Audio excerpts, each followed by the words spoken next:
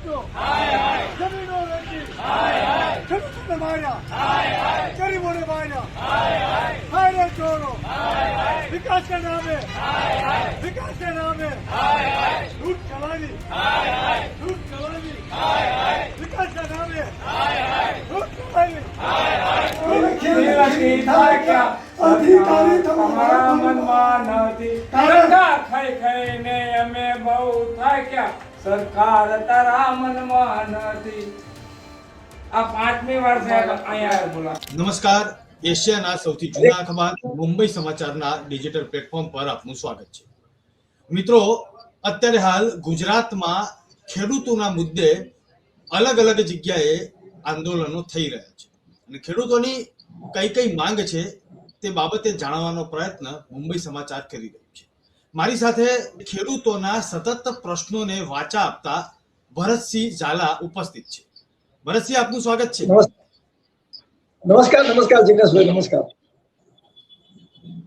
અત્યારે હાલ અલગ અલગ જગ્યાએ ખેડૂતોના મુદ્દે ચર્ચાઓ થઈ રહી છે કેટલાક ખેડૂતોના નામનો લાભ રહી રહ્યા છે કેટલાક ખેડૂતોના સપોર્ટમાં આવી રહ્યા છે પરંતુ મુદ્દો એ છે કે ખેડૂતો જ્યારે ખેતી કરતા હોય પોતાના ખેતરમાંથી ઊભો પાક બળી જાય પોતાની મહેનત બળી જાય અને રાખ થઈ જાય ત્યારે તેના પાછળ આંસુ લૂછવા વાળું કોઈ હોતું નથી અને આંસુ લૂછવા માટે કદાચ ખેડૂત આગેવાનો તમામ પ્રશ્નોને ઉઠાવીને સરકાર અને તંત્ર સમક્ષ જતા હોય છે અત્યારે હાલ વીજ પોલ વીજ કંપનીને કારણે અલગ અલગ સમસ્યા ઊભી થઈ રહી છે આપણે શરૂઆતથી સમજવાનો પ્રયત્ન કરીશું કે સમસ્યા શું છે આ વીજ લાઈન જાય છે એ સમસ્યા છે કે વીજ પોલ બનાવે છે તેની સમસ્યા છે કે વીજ લાઈન જવી જ ન જોઈએ ખેડૂતોના ખેતરમાંથી સમસ્યા શું છે બહુ મહત્વનો મુદ્દો છે આજે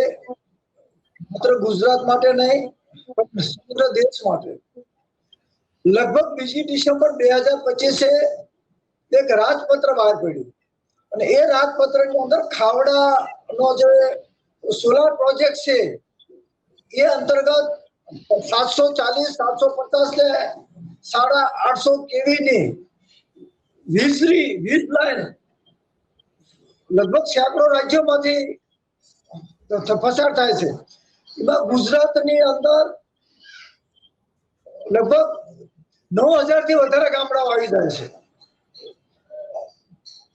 અને એ ગામડાના એ રાજપત્રની મોટા મોટી ખામી ગણો કે ખોટ ગણો કે નૈતિક મૂલ્ય વગરનું રાજપત્ર ગણો રાજપત્રની અંદર સ્પષ્ટ જણાવ્યું છે કે તાલુકો અને આ તાલુકોને આ ગામમાંથી વીજ પોલ પસાર થશે અને છેલ્લે નીતિ નિયમો બતાવ્યા છે નીતિ નિયમોની અંદર સુપ્રીમ કોર્ટના ચુકાદાનું અર્થઘટન 1847 ના કાયદાનું અર્થઘટન અને વીજળી ઇલેક્ટ્રિક બિલ કાયદાનું શોર્ટ ફોર્મ બતાવેલા છે પણ દુઃખ સાથે જણાવું છે કે રાજપત્રમાં જે રીતે કામ બતાવ્યા એ રીતે સર્વે નંબર બતાવ્યા નથી જો સર્વે નંબર બતાવ્યા હોત તો ખેડૂત એનો વિરોધ કે આ સર્વે નંબરમાં અમો વીજ પોલ નાખવા માંગતા નથી પરંતુ આ લોકો કુંડીમાં ગોળ ભાંગ્યો છે રાજપત્રમાં કુંડીમાં ગોળ ભાંગ્યો છે અને એ રાજપત્રનો દુરુપયોગ કરીને સરકારી તંત્ર પોલીસ અને વીજ કંપનીના જેને થાંભલા નાખવાના આપેલા છે કોન્ટ્રાક્ટરો ભેગા મળીને ખેડૂતોના ખેતરમાં ઊભી લીલગરી ઊભા વૃક્ષો ઊભા ઘઉં કે ઊભા પાકનો ખોળદો બોલાવી અને વીજ પોલ નાખે છે અને વીજ પોલ નાખ્યા બાદ સરકારી તંત્ર ખેડૂતોને બોલાવે છે કે સાહેબ તમે આમાં સહી કરો હવે એનો વાયરનો શું ભાવ નક્કી કરો છો વીજ પોલની જમીનનો શું ભાવ નક્કી કરો છો જંત્રીનો શું ભાવ છે બજાર કિંમત શું ભાવ છે એ કોઈ જાતનું અર્થઘટન કર્યા વગર કોઈ જગ્યાએ 12 લાખ કોઈ જગ્યાએ 50 લાખ કોઈ જગ્યાએ 65 લાખ અને કોઈ જગ્યાએ 1,82 લાખ કોઈ જાતના નીતિ નિયમો વગર જેમ બને એમ વીજ પોલ નાખી દીધા છે અને જ્યાં જ્યાં કોઈ પણ જાય તો ખેડૂતોને સમર્થન છે નહીં. રાજકીય પક્ષો વાળા રાજકીય ઉપયોગ કરે એની સામે અમારો વાંધો ન હોય, પરંતુ એમને પણ ક્યાંય નૈતિક મૂલ્યો નથી. કેમ તોડ કરવો, કેમ ખેડૂતોને ઉલ્લુ બનાવવા, અને રાષ્ટ્રીય પક્ષે ધાર્યું હોત તો આ રાજપત્રને સુપ્રીમ કોર્ટમાં ચેલેન્જ થઈ શકત. અને આજે અમારી પાસે એવા વકીલો નથી કે અમારી પાસે એવા પૈસા નથી. આજે ગૌરવ સાથે કહું છું કે દેશમાં અને રાજ્યમાં ખેડૂતોના આપઘાત અટકાવવા ભારતની અંદર સૌપ્રથમ અરજી કરનાર આપણે હતી. કારણ કે એ વખતે નૈતિક મૂલ્યવાન એડવોકેટ આપણે મળતા હતા. દિલ્હીની અંદર હ્યુમન રાઇટ એડવોકેટોએ આપણને વિના મૂલ્ય મદદ કરી હતી. સુપ્રીમ કોર્ટે કીધું હતું કે સરકારની દિશા ખોટી કેમ નથી બનતી કૃષિ નીતિ. તો એ જ રીતે અત્યારે રાજકીય પક્ષની સાથે જોડાયેલા સેંકડો એડવોકેટો છે. જ્યારે રાજપત્ર બહાર પડ્યું એ રાજપત્રને સુપ્રીમ કોર્ટમાં ચેલેન્જ થાય, ગુજરાત હાઈકોર્ટમાં ચેલેન્જ થાય. અને બીજી વસ્તુ કે આ ધરતી મારી છે, આ મારા મેં તમને વિડીયો મોકલો, મેં હરેક અધિકારીને કીધું તમારા બંગલા દેશો, વીજળો થાંભલો નાખવા આવે તો તમે નાખવા દેશો. તો મારું ખેતર મારી જાણ બહાર તમે વીજ પોલ નાખો એ વ્યાજબી નથી. અને મેં તો એટલે સુધી કીધું કે અમારા પૂર્વજો એવું કહેતા હતા કે અમારા શેઢે ચડતો નહીં, મારા 5 દીકરા છે, એકાદો ખપી જશે તો ખપવા દેશું, પણ મારા શેઢે ચડવા દેશું નહીં. જિગ્નેશભાઈ, આ એવી પરિસ્થિતિ આવી છે. ગુજરાતની અંદર 53 લાખ ખેડૂતો છે, 1,50,00,000 સર્વે નંબર છે. મન ફાવે ત્યાં વીજ પોલ કંપનીઓ થાંભલા નાખી દેશે. ઓળખાણ હોય, લાગવગ હોય તો એક ફોન કરે તો એના થાંભલા લાઈન ચેન્જ થઈ જાય છે. તો આ સંવેદનહીન સત્તાના જૂઠા વાગે ઢોલ અહીં તો ચાલે છે પોલમ પોલ. માત્ર ને માત્ર રાજકીય લાભ ખાટવા માટે પોલિટિશિયનો ખાલી ઉમટી પડે છે. પણ જો આપણામાં નૈતિક મૂલ્ય હોત તો રાજપત્રને ચેલેન્જ કર્યું હોત. આજની તારીખમાં હજી સુધી કોઈએ રાજપત્રને ચેલેન્જ નથી કર્યું. હવે હું તમને મહત્વની વાત, હું ખુદ આ બધો અભ્યાસ કર્યો અને અભ્યાસ કર્યા બાદ રાજપત્રની અંદર છેલ્લી 7 મિનિટો મહત્વની છે કે ખેડૂતો સાથે વાટાઘાટ કરવી. સુપ્રીમ કોર્ટનો ચુકાદો 2018 નો કાયદો અને 2013 નો કાયદો કે બજાર કિંમતનું 100 ગણું વળતર. વધુમાં મેં ઉમેર્યું કે સાણંદની ટાટા નેનોને જમીન મોદી સરકારે આપી, એનો ભાવ ગણો. બુલેટ ટ્રેન જે બનાવી, બુલેટ ટ્રેન, એમાં ખેડૂતોને વળતર આપ્યું. તો એ વળતર આપ્યું એનું 6 ગણું આપી દો. મોદી સાહેબે સાણંદ ટાટા નેનોને જે ભાવી જમીન આપી 2009માં, અત્યારે 2026, અમે બધા ખેડૂતો તૈયાર છીએ. ટાટા નેનોને જે ભાવે જમીન મોદી સરકારે પૈસા આપ્યા એનું 6 ગણું વળતર અમને આપી દો. બીજી વસ્તુ બુલેટ ટ્રેન, વડોદરાથી જે બુલેટ ટ્રેન થઈ ગઈ એમાં જે વળતર આપ્યું એનું 6 ગણું આપી દો. બીજી વસ્તુ કીધું કે વીજ કંપની નફો આવે, એ સેવા નથી કરતી. દર મહિને અમને લાઇટ બિલ આવે છે, એમ એક વીજ પોઈન્ટ 1 લાખ રૂપિયા ભાડું આપો અને જે વીજ કંપની નફો રહે એના 10% અમને આપો. વીજ કંપનીની અંદર જે એક પરિવાર, ખેડૂતો એક પરિવારને નોકરી આપો. સાહેબ, વીજ કંપની 1 સેકન્ડના લાખો કરોડ રૂપિયા કમાય છે.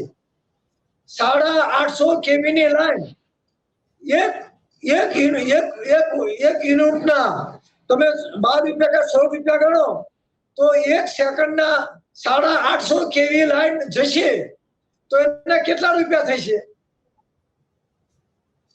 તમે વિચાર કરો, એના કેટલા રૂપિયા થશે? તો શું ખેડૂતોનો કોઈ ભાગ જ નહીં?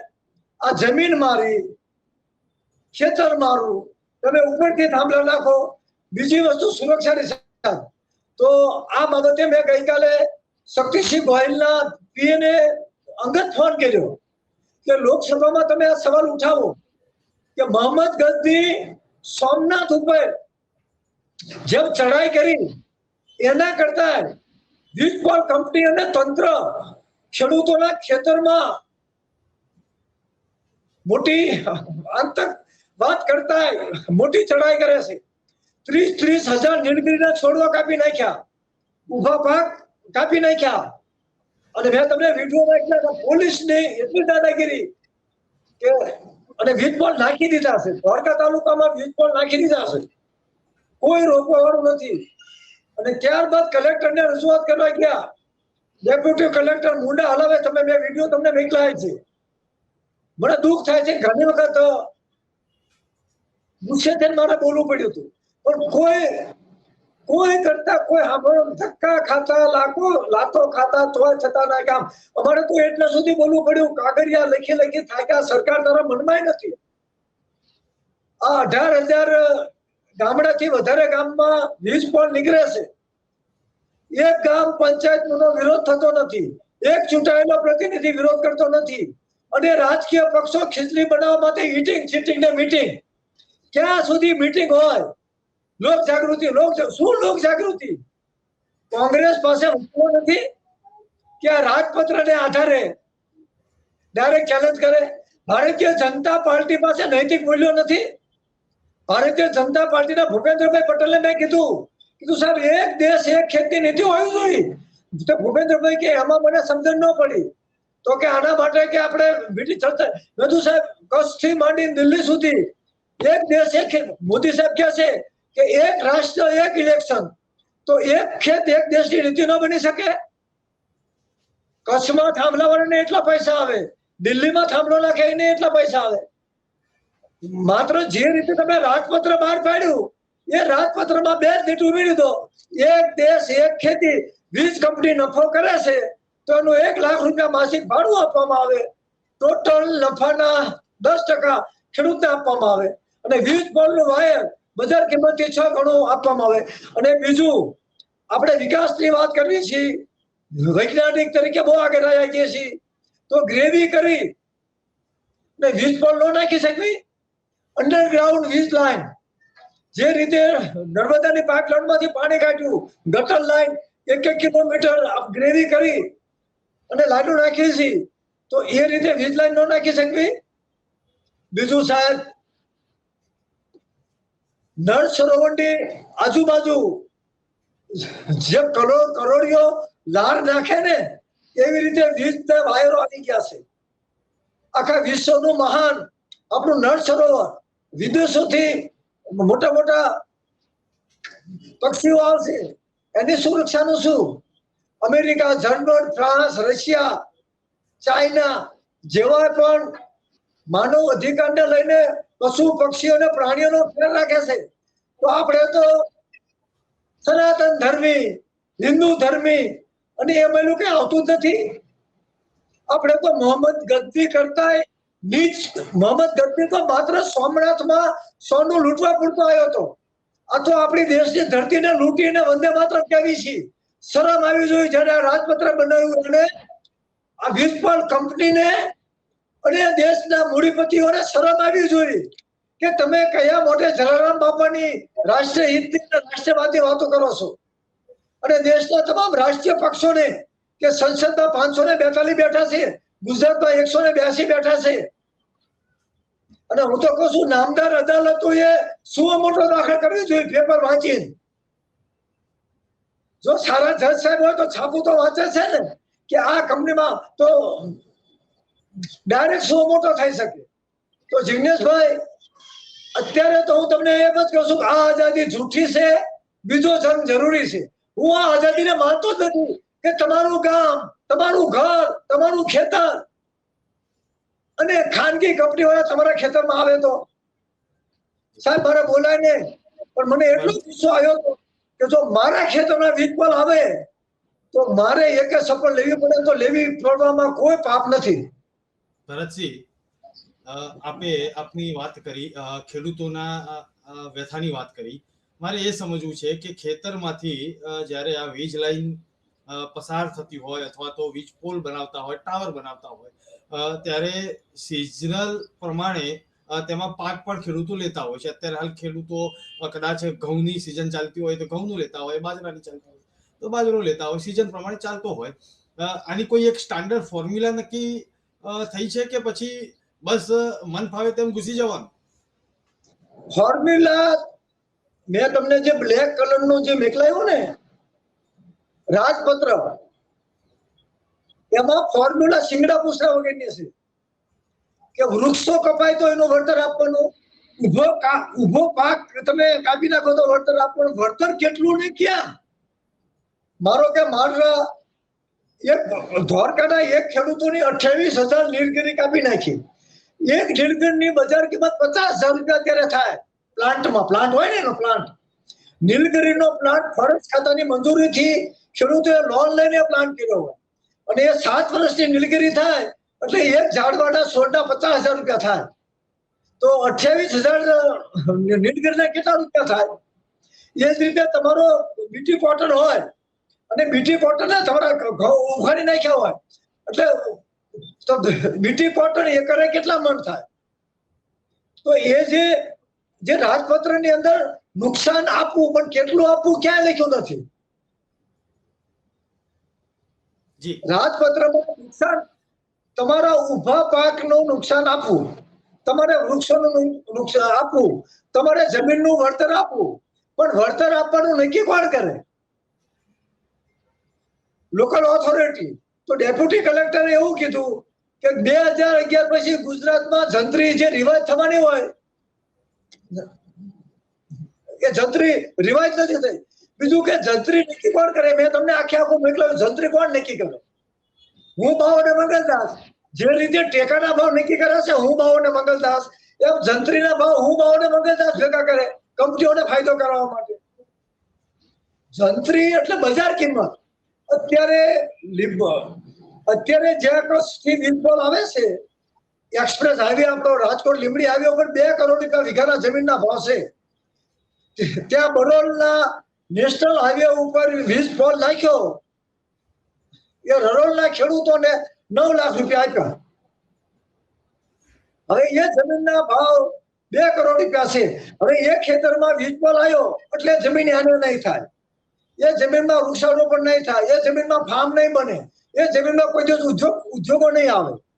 દ્વારકા જે ધોલેરા એક્સપ્રેસ હાઈવે બન્યો ત્યાં 7 કરોડ રૂપિયા ભાવ થઈ ગયા છે. હવે એ જમીનની અંદર 22 લાખ 23 લાખ કે 48 લાખ રૂપિયાની વળતર તો એ કોઈ લીધું નથી, પણ વાતો કરે છે. હવે એને સુરતની અંદર નવસારીમાં 1,82,00,000 નો હુકમ કર્યો ડેપ્યુટી કલેક્ટરે. તો આની અંદર બે જ વસ્તુ સરકારે વિચારવા જેવી છે કે આ જાહેર હિતનો સવાલ છે, આખા દેશનો હિત સવાલ છે. અને ઇલેક્ટ્રિક નું જે એકત્રીકરણ કર્યું માત્ર 4 કંપનીઓને ફાયદા કરવા માટે, જે ખાવડાથી જે રાજસ્થાનથી આખું જે ઉર્જા ઉત્પન્ન કરવાના છે સોલાર, એમાંથી લગભગ હજારો કેવી લાઈન ઉત્પન્ન થઈ છે. તો એના બદલે હરેક ગામડે સોલાર પ્લાન્ટ ઉભા કરી અને વિકેન્દ્રીકરણ કરે તો એક હું ભાવને મંગલદાસને ફાયદો કરવા માટે આ દેશની ધરતીને લૂંટવી, એના કરતા જે રાજ્યમાં વીજળી તંગી છે એ જ રાજ્યમાં સરકારી પડતર જમીન છે, બિન ઉપજાઉ પડતર જમીન છે, ત્યાં વીજ પોલ નાખો. આપણે ખાવડાથી આંધ્રપ્રદેશમાં 850 કેવી લઈ જવાની જરૂર શું પડી? આંધ્રપ્રદેશમાં એ બંજર જમીન પડી છે, ત્યાંય સારવારી જમીન છે, ત્યાંય રણ પ્રદેશ આવેલો છે, ત્યાંય સુનામી આવે છે. તો એવી જમીનની અંદર ત્યાંના લોકલ સરકારને કેન્દ્ર સરકાર સાથે મળી આ દેશનો મોટી પ્રશ્ન એ છે વિકેન્દ્રીકરણ કહું છું, આર્થિક સંસાધનનું વિકેન્દ્રીકરણ. ભગતસિંહને આજે યાદ કરું છું, 23 માર્ચ આવે છે એટલે. જો આજે ભગતસિંહ જીવતા હોત તો નરેન્દ્ર મોદીને કહે કે આ દેશના આર્થિક સંસાધનનો હિસ્સો કોનો? મોદી અદાણી અંબાણીનો નથી, આ દેશની જનતાના આર્થિક સંસાધનનો હિસ્સો 1,40,00,000 જનતાનો છે. એવું આજે જો ભગતસિંહ, સુખદેવ અને રાજગુરુ જીવતા હોત તો જિગ્નેશભાઈ લોકસભામાં બોલતા હોત. પણ આજે દુઃખ સાથે કહેવાનું છે કે લોકસભામાં કે ગુજરાતની વિધાનસભામાં નૈતિક મૂલ્યવાળો એક પણ ચૂંટાયેલો પ્રતિનિધિ નથી. અત્યારે જે આખું એક વાત ચાલી રહી છે તેમાં આપે આપની વાત ક્યાં અને કઈ રીતે રજૂ કરી અને આવનારા સમયમાં કઈ રીતે તમે સરકાર સમક્ષ આ વાત રજૂ કરવાનો પ્લાન કરી રહ્યા છો? કારણ કે કઈક રજૂઆત તો કરી હશે ને? બહુ મહત્વની વાત કરી. સૌ પ્રથમ ગુજરાતના મુખ્યમંત્રી ભૂપેન્દ્રભાઈ સાહેબ સાથે રૂબરૂ મીટિંગ કરી, ઉર્જા મંત્રી સાથે રૂબરૂ મીટિંગ કરી અને ભૂપેન્દ્રભાઈ પટેલે ઉર્જા મંત્રીએ બે મને સાંભળ્યા. ભૂપેન્દ્રભાઈ પટેલનો સ્પષ્ટ વાત હતી કે ભરતજીભાઈ એક દેશ એક ખેત કઈ રીતે બની શકે, આના માટે આપણે મીટિંગ કરવી પડે. મેં તો સાહેબ એજ્યુલાક તમે કહો ત્યારે મીટિંગ કરવી. એટલું જ બોલ્યો કે એક રાષ્ટ્ર એક ઇલેક્શન મોદી સાહેબ કહે છે તો એક દેશ એક ખેત કેમ ન બને? સાહેબ વિચાર કરતા થઈ ગયા. પછી ગયા ઉર્જા મંત્રી પાસે. ઉર્જા મંત્રીએ રૂબરૂ વાત કરી કે બને એટલું ખેડૂતોને નુકસાન ન થાય એટલા અમારા પ્રયત્નો ચાલુ છે. કોઈની હિંમત નથી કે અમે આજે ચેલેન્જ કરી દઈશું કે ખેડૂતની જમીનમાં બળજબરીપૂર્વક વીજપોલ નાખવામાં નહીં આવે. એવું ભારતના ચૂંટાયેલા સત્તાધારીની કોઈની તાકાત નથી. એ માધ્યમથી આપણે કહેવા માંગુ છું કે આની અંદર નરેન્દ્રભાઈ મોદી ખુદ નિર્ણય લે તો જ આ શક્ય છે. બાકી કોઈની તાકાત નથી કે આ વીજ પોલ ઉપર બ્રેક લગાવી શકે. અને આ જનહિતનો સવાલ છે. આ વીજ કંપની લૂંટી રહી છે એવું મોદી સાહેબને કોઈ સમજાવે તો શક્ય છે. જી ભરતસિંહ, આ વીજ કંપનીઓ લૂંટી રહી છે પરંતુ સામે પક્ષે દેશહિતનો સવાલ તો છે જ. દેશના ખૂણે ખૂણે વીજ પણ પહોંચશે ને? બહુ સરસ વાત કરી. આપણા અમદાવાદની અંદર અમદાવાદ ઇલેક્ટ્રિસિટી કંપની ગઈ, ક્યાંય તમને વીજનો થાંભલો દેખાય છે? અમદાવાદમાં 1 કરોડ લોકોને વીજના કનેક્શન આપ્યા, ક્યાંય થાંભલો દેખાય? અંડરગ્રાઉન્ડ ખાવડાથી માંડીને અમેરિકા સુધી ભારત ઓમાન પાઇપલાઇન છે ને, ભારત ઓમાન ગેસ પાઇપલાઇન, આપણી ગેસ પાઇપલાઇન તો ગ્રેવી કરી અંડરગ્રાઉન્ડ મોટા મોટા પીવીસી હાઈ ટેન્શન વાળા પાઇપ નાખી અંડરગ્રાઉન્ડ કરી શકે છે. આ રાજપત્ર છે. 2 ડિસેમ્બર 2025 ના રોજ આ રાજપત્રમાં ગામના નામ લખ્યા છે 22 રાજ્યોના છે કાંઈ સુધી. હવે આની અંદર છેલ્લે 7 નિયમો છે. તો આ નિયમનું ક્યાંય પાલન કરતા નથી. અને આ રાજપત્ર છે એમાં ગામના નામ આપ્યા. ગામના ખેડૂતના જેના ખેતરમાં વીજપોલ આવવાના છે એમને તો ખબર જ નથી. અને પછી આડેધડ વીજપોલ નાખી દે અને ખેડૂત વિરોધ કરે એટલે સંતોષ થાય છે. તો જે આપણા ભારતનો જમીન અધિગ્રહણ કાયદો 1847 નો છે. 1847 અંગ્રેજ વખતનો રાજા મહારાજાઓએ અને અંગ્રેજોએ સાથે મળી અને ખેડૂતોને 7 બહાર આપ્યા કે જમીનનો પટ્ટો. એમાં કોઈ કહેશે ગિરાસદાર, કોઈ કહેશે પાટી આપી, એટલે મેન જમીનદારો બનાવ્યા. 1847 ભારત સરકાર અંગ્રેજોએ અને રાજા મહારાજોએ જમીનનો હિસ્સો ખેડૂતોને આપ્યો. ગામ ગરાસ જેને કહેવામાં આવે છે, ગામ ગરાસ. એમાં મોટા ભાગના જે એ વખતના જમાનાઓના ગરાસદાર જુઓ તો વધારે પડતા એ કોમ્યુનિટીના હતા, રાજપૂતો, ક્ષત્રિયો. કારણ કે એ ક્ષત્રિયોએ એ ગરાસ મેળવવા માટે બહુ યુદ્ધ કર્યા હતા અને માથા આપ્યા હતા, જેના કારણે એમને આ ગરાસ મળ્યો, ગરાસદાર કહેવાના. ત્યાર પછી જેમ જેમ સમય પરિવર્તન આવ્યો અને મિલકતની વહેંચણી કરી. બહુ સારું કહેવાય કે સરદાર વલ્લભભાઈ પટેલ, ગાંધીજી, નહેરુ અને ભારતના રાજા મહારાજો દેશમાં સમાનતા લાવવા માટે જમીન ટોચ મર્યાદાનો કાયદો લાવ્યા.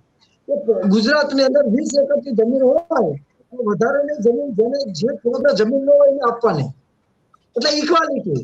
સમાનતા આવે એમ આ મૂડીવાદી પરંતુ અત્યારે દુઃખની વાત એ છે કે જેની પાસે ટુકડો જમીન ક્ષત્રિયો કે રાજા મહારાજે આપ્યો હતો એ જમીનમાં તમે અત્યારે વીજપોલ નાખી અને ઉદ્યોગપતિને ફાયદો કરવા માટે જે તમે પૂર્વ આયોજિત કાવતરું રચ્યું છે એ દેશ હિત માટે છે એ સમજણ નથી પડતું.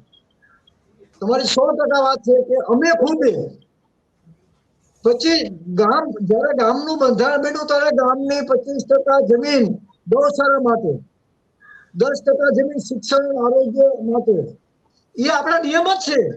સનાતન ધર્મના રાજાશાહીના નિયમો જ છે કે 25% ગૌચરની, 10% વાણંદની, 2% ભરવાડની, પછી દવાખાનાની જમીન આરોગ્ય માટે અને પછી ભૂમિહીન ખેત મજૂરોની અને ગામની અંદર જેની પાસે ઘર નથી એના માટે પ્લોટિંગની.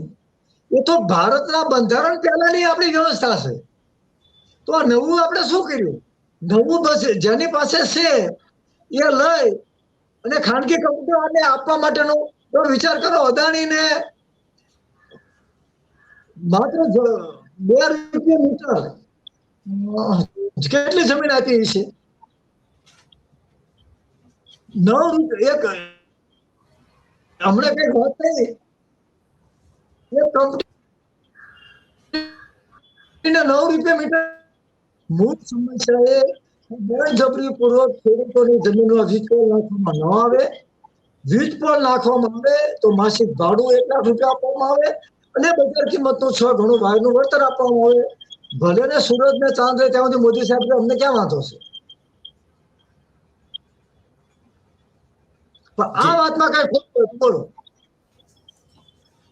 ભરતસિંહ, આશા રાખીએ કે આપની વાત તંત્ર અને સરકાર સુધી પહોંચે અને ખેડૂતોને આ બાબતે કંઈક યોગ્ય વળતર મળે તેવી અપેક્ષા પણ આપણે રાખીએ. આપ મારી સાથે જોડાયા તે બદલ હું આપનો આભાર માનું છું. નમસ્કાર.